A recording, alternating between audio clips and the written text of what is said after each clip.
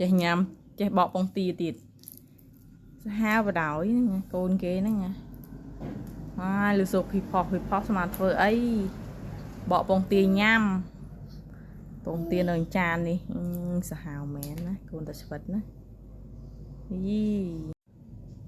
បកហើយញ៉ាំឆ្ងាញ់អត់កូនឲ្យមីដៃមួយ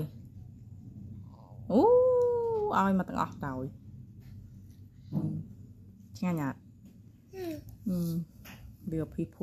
ស្មានស្អីលោកហើយអុកពងទាបកអីដែរណាធ្លាក់លើកូនកូនឆ្ងាញ់អត់ញ៉ាំមកកូនញ៉ាំអស់អីគេហ្នឹងច្រឡយ